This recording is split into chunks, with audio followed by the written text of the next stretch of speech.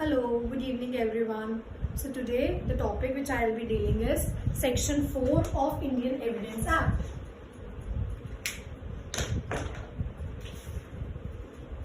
Section 4 of Indian Evidence Act, which is presumptions.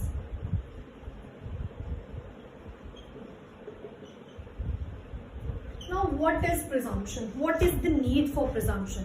See, presumption is like basic drawing of a thing, basic believing on a fact or law that it is true or it is false. It's presumption. Like in general sense we say na presuming. Phipson has once said that presumption is inferences which a natural or logical mind will draw out of a fact or out of a law. Fine. So this is presumption. But what is the need of presumption? Why do we take presumptions? See people, presumptions are always to save the time of the court. If for example we know, okay, presumptions are always of facts. It is never of presumptions are never of presumptions. They are always of some facts, some law. Say for example, we know sun rises from east. We can take its presumption. What is the need to prove in court that yes, sun rises from east? Everybody knows that is something natural which has been drawn. So we'll take the presumption, yes, sun rises from east. Now if you want to rebut, you want to disprove it, it will be upon you that now how you will disprove it. समझ में आए? Presumption क्या होता है कि हम कुछ चीज को मान लेते हैं या नहीं मानते, अब उसको ऑपोजिट आपको प्रूव करना है. सेक्शन 4 में 3 तरह के प्रिजम्पशन है. Section 4 has 3 types of presumption in 2 heads. Presumption as of fact and presumption as to law. As fact में we have may presume and as law में we have again to shall presume and conclusive proof.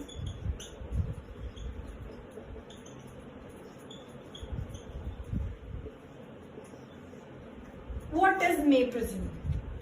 See people, may presume means discretion of the court. Here, if court wants to take presumption, they can take it. If they don't want to take presumption, they can deny it. But the other party, if in case court takes a presumption, say for example court मान लेती है कि ठीक है ये जो हुआ है ये सही है, कोर्ट ने अब मान लिया, इसका इफेक्ट क्या होगा? What will be the effect of taking presumption? अब burden of proof shift हो गया दूसरी पार्टी पे. Just a moment. See people, IPC में ना एक केस आया था वुलमिंगटन वर्सेस डायरेक्टरेट ऑफ प्रोसिक्यूशन का. वुलमिंगटन केस था, बहुत लैंडमार्क केस था. उसमें कहा गया था burden of proof is always upon prosecution and it never shifts. दो पार्टीज होती है, एक होती है प्रोसिक्यूशन जो केस फाइल करता है एंड एक होती है डिफेंस जो डिफेंडेंट्स जो केस डिफेंड करते हैं. फाइन. तो बर्डन ऑफ प्रूफ किस पे? जो केस लेके गया. वुलमिंगटन 1935 से पहले ना what used to happen is आपका काम प्रोसिक्यूशन का काम नहीं था प्रूव करना. प्रोसिक्यूशन का काम था सिर्फ केस फाइल करना, ब्लेम लगाना. अब डिफेंस बेचारा प्रूव करेगा. So that was so unfair. इसीलिए the rule has been changed in 1935 landmark judgment कि अब जो बर्डन ऑफ प्रूफ है जो केस में आ रहा है, the one who seeks justice will prove to the court that what is the reasons and why he is here. Fine. He is prove his side first, then defence will counter it. Fine. So अब इससे क्या होगा? अगर मे presume ले लिया मैंने, say for example let's take first one. Number 1 is may presume. if अब may का मतलब है कोर्ट किसी चीज का प्रिजम्पशन ले भी सकती है एंड डिनाई भी कर सकती है कि नहीं लेना मैंने. अगर प्रिजम्पशन ले लिया तो अब बर्डन ऑफ प्रूफ प्रोसिक्यूशन से शिफ्ट होकर डिफेंस पे हो जाएगा, क्योंकि प्रोसिक्यूशन की साइड की बात तो हमने प्रिज्यूम कर ली. We have presumed that this fact said by the prosecution is true. Now defence can rebut it, can disprove it. We will give defence chance कि इसको डिसप्रूव करो, कैसे रिबट करो. फाइन. अगर कोर्ट प्रिजम्पशन डिनाई कर देता तो किस पे है burden of proof? Prosecution only. Why? Because we didn't take the presumption and as per Woolmington burden of proof is on prosecution and it never shifts. उसी के एक्सेप्शन है ये कि अगर कोर्ट ने प्रिजम्पशन ले लिया कि yes whatsoever prosecution is saying is true, is fine, तो अब burden of proof is on defense. We will give defense a chance that okay fine, you disprove it. How this is not true? We have presumed it. Fine. So this is may presume that both the things could happen. Fine. Coming to इसका भी example लेते हैं. There are so many sections in it. Let's take one example of it. Say for example section 86. Let's take 86. 86 is may presume. What does 86 says? Presumption as to certified copies of a foreign judicial record. In this section it says कि any records coming from foreign country, foreign judicial courts, any records from foreign judicial courts signed by या certified by their central government, उनकी central government ने उसे certified किया. इसका अब India में when it brings this judgment to India, court may presume that this judgment is true. If court may presume that yeah, it's fine, it's true. So now the defense will disprove it. Will say no sir, ये झूठी है, ये गलत आ गई है मेरे खिलाफ. Now burden of proof is on defense. But if court denies कि नहीं हम ये मान नहीं रहे, अब prosecution prove करेगा कि वो जो ये judgment लेके आया foreign की judicial record basically, not judgment, ये जो जुडिशियल रिकॉर्ड लेके आया फॉरेन का, ये कैसे ट्रू है, अब प्रोसिक्यूशन प्रूव करेगा. बट अगर कोर्ट में प्रिज्यूम कर लेगी कि हाँ ठीक है जो प्रोसिक्यूशन कह रहा है इज फाइन, तो now burden of proof shifts to defence. Fine. Section 86, इसके 86, 87, 88 they all are examples of this only. Fine. Then moving on to shall presume. अब आ गया presumption as to law. Now the one is shall presume. Here court has no discretion. Court has to take presumption. In any case court को presumption लेना ही पड़ेगा. कोई भी अगर जो shall presume के अंडर सेक्शन सॉल्व कर रहे हैं उन केसेस में कोर्ट विल प्रिज्यूम. बट अब ऑब्वियसली कोर्ट के प्रिज्यूम करते क्या हो जाएगा, बर्डन ऑफ प्रूफ डिफेंस के पास आ जाएगा. अब डिफेंस उसे रिबट करेगा. डिफेंस विल डिसप्रूव इट कि how the thing is not true. Let's take इसका भी example. Say for example, let's take 113B. अब 113B says presumption as to dowry death. When the question is whether person has committed the dowry death of a woman and it is shown that soon before her death such woman has been subjected by a person to cruelty or harassment in connection with any demand for dowry, the court shall presume that such person has caused the dowry death. Now what is saying 113B क्या कह रहा है? 113B कह रहा है अगर किसी lady की डेथ होती है और डेथ से पहले वो हरासमेंट या क्रूअलिटी का सब्जेक्ट थी, डेथ से इमीडिएट पहले she was subject to either harassment और ईदर क्रूअलिटी, तो हम और उसके बाद उसकी डेथ हो जाती है, तो हम प्रिज्यूम कर लेंगे कि उसकी डाउरी डेथ थी, कि she was subject to cruelty harassment. ये प्रूव होना चाहिए कि डेथ के टाइम पे उससे पहले she was suffering from all this thing. तो अब वी शैल प्रिज्यूम है. नो अब डिस्क्रिप्शन है कोर्ट की बस की कोर्ट प्रिजम्पशन ले भी सकता है, नहीं भी, it's not like that. Court have to presume. अब कोर्ट प्रिजम्पशन लेगा. अब डिफेंस विल प्रूव कि नहीं sir it wasn't dowry death, she was suffering from this illness और something like this. We had a very good bond, हमें बहुत प्यार था, हम तो कभी लड़ते भी नहीं थे. हरासमेंट एंड क्रूअलिटी तो बहुत दूर की बात है.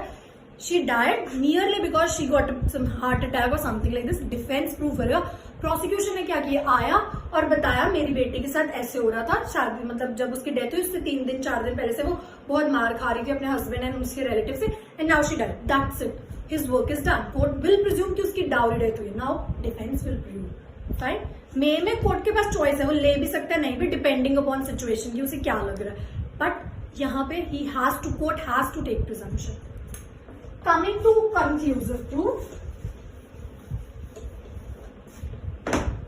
See people, conclusive proofs are non-rebuttable. इसमें कोर्ट आपको चांस भी नहीं दे रही, no chance to disprove it. बस जो हमने मान लिया सो मान लिया. What has been thought presumed by court वो फाइनल है. You have no right to rebut it या to disprove it just like shall presume या may presume. अब आपके पास कुछ नहीं, हमने जो बात मान ली वो मान ली. अब इसका क्या we can take example section 112. Let's take it. It's a 100. इसके 3 एग्जाम्पल है बस पूरे एविडेंस में. 112, 113 and 41 section. 112 क्या है, the fact that any person was born during the continuance of a valid marriage between his mother and any man, or within 280 days. After his 280 days after its dissolution, the mother remaining unmarried shall be conclusive proof that he is the legitimate son of that man, unless it can be shown that the parties to marriage had no access to each other or other at any time when he could have been begotten. What does it say? 112 क्या बोल रहा है? 112 कह रहा है कि अगर कोई भी बच्चा आफ्टर मैरिज हो रहा है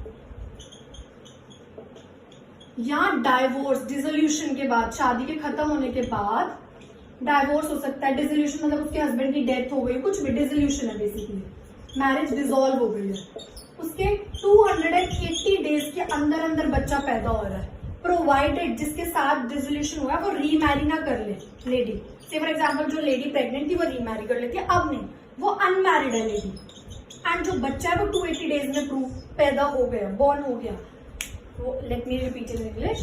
112 says that if a child is born after marriage, even on the 4th day of marriage, 5th, 6th, whatsoever, and after the dissolution of marriage, within 280 days, if a child is born, conclusive proof है कि वो उसी father का सन है जिसके साथ इसकी शादी हुई थी लेडी की. फाइन.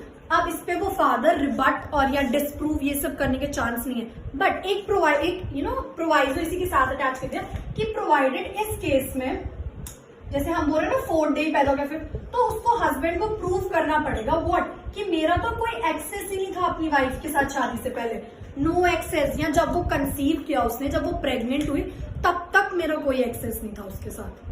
सो इस केस में हम ये कॉन्क्लूसिव प्रूफ नहीं लेंगे. अदरवाइज अगर जैसे होता है ना एंगेजमेंट के बाद people use to start meeting, और अब शादी के ना 1-2 महीने बाद ही डिलीवरी हो जाती है, समथिंग लाइक दैट, और उनका बीच में वो मिल रहे थे, तो court will presume this is your child only. Now you can take conclusive proof. You can say sir मुझे डिसप्रूव करना है या sir something like that. No, it's a conclusive proof. लोहे पे लकीर हो गई है. Fine. Let me make you revise फटाफट. 3 presumptions हैं: may, shall and conclusive. may में court can take the presumption, can deny also. अगर take किया तो burden of proof is on defense, और अगर deny किया तो burden of proof is again on prosecution only. shall में court has to take presumption, कोई choice नहीं court के पास, and now obviously burden of proof will be on defense. यहाँ पे conclusive proof is something proof, it's not presumption, so no rebutting. कोई burden of proof की जरूरत ही नहीं, कि हम किसी को चांस नहीं दे रहे कि आप रिबट करो, प्रूफ करो, बस हमने मान लिया. प्रोवाइडेड, आई टोल्ड यू कि उसका एक्सेस नहीं होना चाहिए वो. और आजकल कुछ जजमेंट्स आई हैं कि सर डीएनए अलाउ कर दो, वो that will deal in detail in the class only. So if you want to learn more such concepts, you can join the classes. So evidence will start from 1st of June. And the other details are in description box. Thank you. Have a nice day.